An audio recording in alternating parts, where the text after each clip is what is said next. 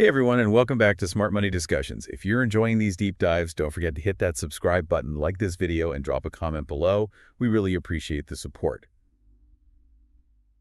So today we're tackling a topic that's been kind of a silent thief, you know, quietly eating away at our inflation. Hmm. We've all seen prices creeping up, right? It's not just in your head. It's inflation in action. And what's really concerning is that even what seems like a small inflation rate can really have a big impact on your wealth over time. For instance, with just a 3% annual inflation rate, your money could lose half its buying power in just 23 years. Seriously, 23 years. I knew inflation was bad, but I didn't realize it could happen that fast. It's a gradual process, but yeah, the effects are undeniable. We need to understand how it works and what we can do about it. Absolutely. So let's unpack this. We're going to break down how inflation actually works, dive into some recent research, and most importantly, figure out ways to protect our hard-earned cash. Sounds like a plan. Okay, first things first. Let's define inflation. Is it just prices going up, or is there more to it? Well, it's a bit more nuanced than that. There are actually three main types of inflation: demand pull, cost push, and inflation expectations. Okay. Think of demand pull inflation like that hot new gadget that everyone wants. Limited supply, high demand prices go through the roof. It's the Yeah. same principle with goods and services in the economy. Right. So like when a new game console comes out and everyone's scrambling to get one, the price goes way up. Exactly. Then there's cost push inflation. This is what happens when production costs increase, forcing businesses to raise prices to maintain their profitability. Hmm. A prime example of this is rising oil prices. Hmm. And that not only directly impacts things like gas prices, but it kind of ripples through the whole economy, affecting transportation costs and anything that uses oil in the production process. So even things like groceries or clothes could become more expensive just because of rising oil prices. Precisely. And then we have inflation expectations, which is really interesting because it's kind of a self-fulfilling prophecy. If people expect prices to rise, they're going to demand higher wages and buy things sooner, potentially accelerating inflation. Wow. So it's like a snowball effect. Yeah. Inflation just keeps feeding itself. Yeah, that's a great way to put it. And what's really intriguing is that recent research has shown that inflation actually acts as a stealthy wealth redistributor. Hold on. A wealth redistributor. Tell me more about that. Who benefits and who loses out? Well, it might surprise you, but inflation can actually benefit borrowers, especially those with fixed-rate loans like mortgages. Really? Yeah, this is because inflation erodes the real value of their debt over time. On the other hand, savers are often on the losing end as the purchasing power of their savings diminishes. So people with mortgages might actually be winning from inflation. That's kind of mind-blowing. Well, it's not quite that simple, of course. Everyone's situation is different, and rising prices affect us all in various ways. But understanding this dynamic is crucial because it has a significant impact on the overall economy. This is getting really interesting. So we've got this inflation monster on the loose, but where is it headed next? What are the experts saying? Well, the International Monetary Fund, or IMF, suggests that the global fight against inflation is making progress with overall rates expected to decline. Okay, that's good news, right? However, there's a catch. Inflation in the services sector remains a concern. Services inflation. So things like haircuts and healthcare are getting more expensive.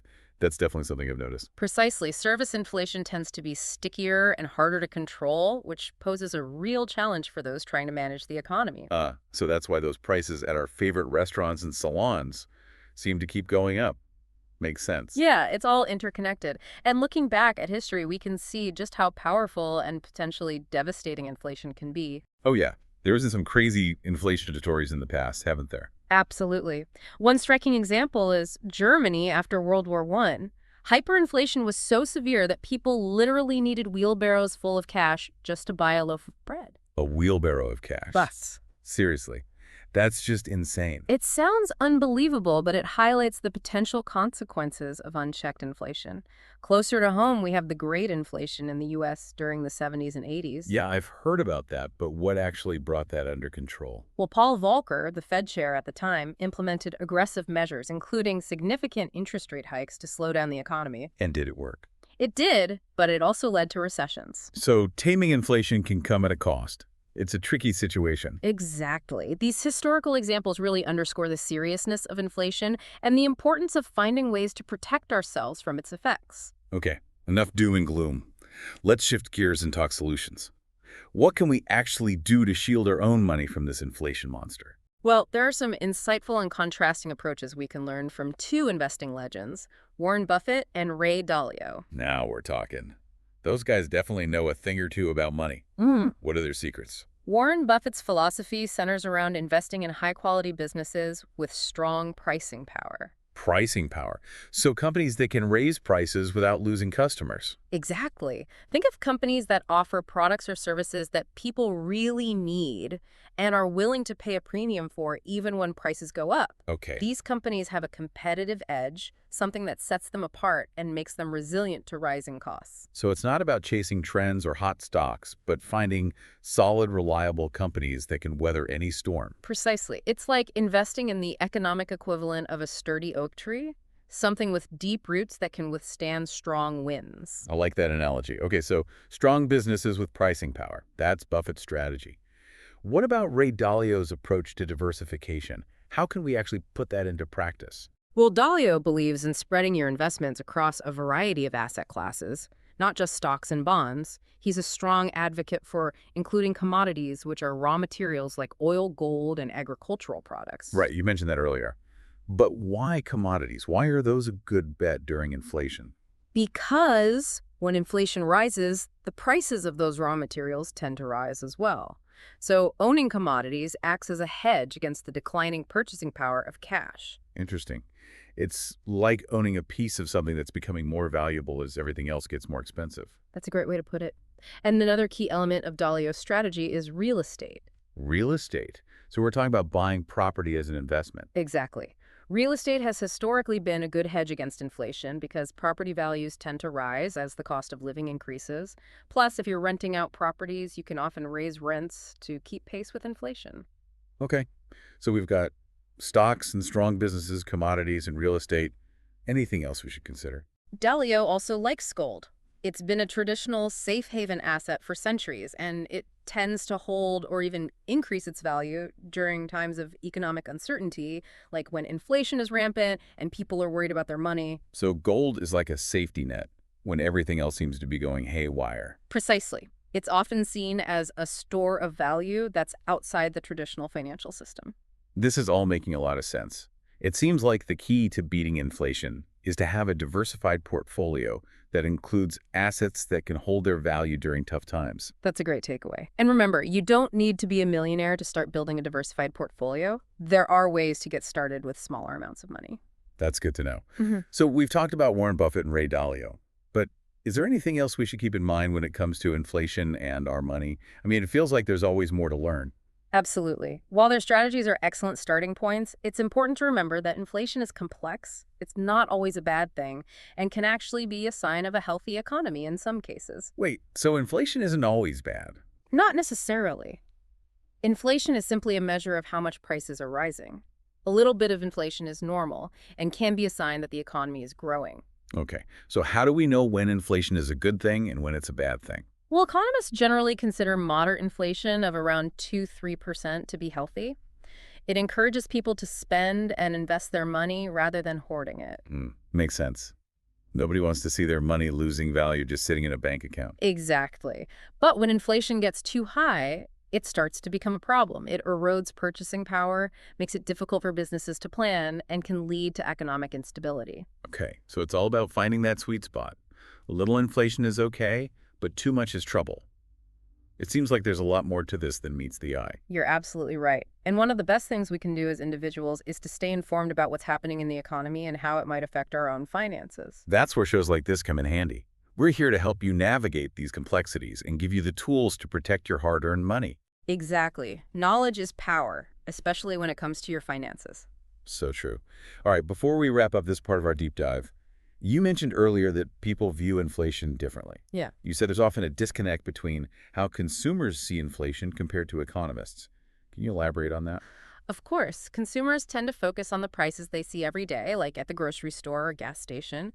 If those prices are going up, they feel the pinch of inflation directly. It impacts their daily lives. That makes sense. It's their reality. Right. But economists take a broader view. They're looking at overall price trends across the entire economy.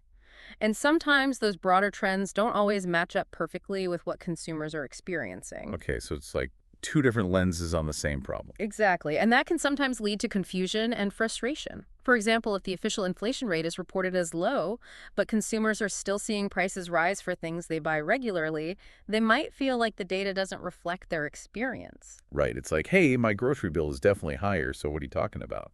Exactly. And this disconnect is something policymakers need to be mindful of when they're trying to manage inflation. They need to focus on the big picture, but also consider how their policies affect people's daily lives. So it's about finding that balance between a healthy economy and ensuring people aren't getting crushed by rising costs. Precisely. It's a Yeah. delicate balancing act. This has been incredibly insightful. But before we move on, I'm curious, what do central banks around the world do to try to manage inflation? Is it all about raising interest rates? Well, raising interest rates is a key tool that central banks use to try to slow down the economy and control inflation. Higher interest rates make borrowing more expensive, which can reduce spending and investment. Right, so it's all about trying to cool down demand when things start to get overheated. But do central banks have any other tricks up their sleeves? They do. They can also influence the amount of money circulating in the economy by buying or selling government bonds, which impacts the money supply. They can also adjust reserve requirements for banks, affecting how much money banks can lend. Wow, so there's a lot more to it than just tweaking interest rates. Yeah. Central banking seems pretty complicated. Definitely. It's a complex field, and there's no one-size-fits-all approach. Each central bank has to tailor its strategies to the specific economic conditions of its country. So it's about finding the right tools for the job. Exactly. And one of the biggest challenges for central banks is that they're always trying to predict the future. They're trying to anticipate what will happen with inflation and adjust their policies accordingly. But it's not an exact science. Kind of like trying to predict the weather. Exactly. You can look at the models and make your best guess, but you can never be 100% sure what's going to happen. All right, well, let's hope those central bankers have their umbrellas handy, just in case. Thanks for breaking down this complex topic for us. I feel like I have a much better understanding of inflation now. I'm glad to hear that. It's important to stay informed about these things, especially in today's economic climate. Absolutely. Welcome back, everyone. So before we took a break, we were starting to talk about some strategies for dealing with inflation. Right, we were getting into Warren Buffett and Ray Dalio's approaches. Exactly. Let's delve a little deeper into those strategies. We were talking about Buffett's belief in the power of really strong businesses to weather economic storms, including inflation. Yeah, those companies that can raise prices without, scaring off customers. Yeah. What makes them so special? Well, they offer products or services that people really need, and they're willing to pay a premium for. Even when prices go up, it's about identifying businesses with a competitive edge, something that really sets them apart and makes them more resilient to rising costs. So it's not just about chasing the latest fads or hot stocks. It's more about finding those solid, reliable companies that can hold their own no matter what the market's doing. You got it. Think of it like investing in the economic equivalent of a sturdy oak tree, something with deep roots that can withstand strong winds. I like that analogy. Okay. So strong businesses with pricing power, that's Buffett's strategy. What about Ray Dalio's approach to diversification? How can we actually put that into practice? Well, Dalio believes in spreading your investments across a variety of different asset classes, not just stocks and bonds. He's a big advocate for commodities, which are raw materials like oil, gold, and agricultural products. Right, you mentioned that earlier. Yeah. But why commodities? Why are they a good bet during inflation? Because when inflation rises, the prices of those raw materials tend to go up as well. So by owning commodities, you're essentially protecting yourself from the declining purchasing power of your cash. It's kind of a built-in hedge against inflation. So it's like having a piece of the action as prices increase. That's a great way to think about it. And another key part of Dalio's strategy is real estate. Real estate. You mean buying property as an investment? Exactly. Real estate has historically been a really good hedge against inflation because property values tend to go up as the cost of living increases. Plus, if you're renting out properties, you can often raise rents to keep pace with inflation. Okay, so we got stocks in strong businesses, commodities, and real estate. Anything else we should be thinking about? Well, Dalio also recommends considering gold. It's been a traditional safe haven asset for centuries, and it tends to hold its value or even increase in value during times of economic uncertainty. So when inflation is running wild and people are worried about their money, gold is the place to go. Well, many people see it that way. Gold is often viewed as a store of value that's outside the traditional financial system. It's a way to preserve wealth when everything else seems to be going crazy. Okay, that makes sense. So to sum it up, it seems like the key to beating inflation is to have a diversified portfolio that includes assets that can hold their value during tough economic times. That's a great takeaway. And it's important to remember that you don't have to be a millionaire to start building a diversified portfolio. There are plenty of ways to get started with smaller amounts of money. That's reassuring. It feels like all this talk about inflation can get a little overwhelming sometimes. I understand. It's important to remember that inflation is a complex issue. It's not always a bad thing. In some cases, it can actually be a sign of a healthy economy. Wait, really? Inflation can be a good thing. Remember, inflation is just a measure of how much prices are rising. A little bit of inflation is normal and can actually be a sign that the economy is growing. So how do we know when inflation is a good thing and when it's a bad thing? Is there some kind of magic number? Well, economists generally consider moderate inflation of around 2–3% to be healthy. It encourages people to spend and invest their money rather than hoarding it. That makes sense. I mean, no one wants to see their money losing value just sitting in a bank account. Exactly. But when inflation gets too high, that's when it starts to become a problem. It erodes purchasing power, makes it difficult for businesses to plan for the future, and can lead to economic instability. So it's all about finding that balance, right? A little bit of inflation is okay, but too much is a recipe for disaster. Precisely. And one of the best things we can do as individuals is to stay informed about what's happening in the economy and how it might impact our own finances. Right, because if we're not paying attention, inflation can really sneak up on us. That's right.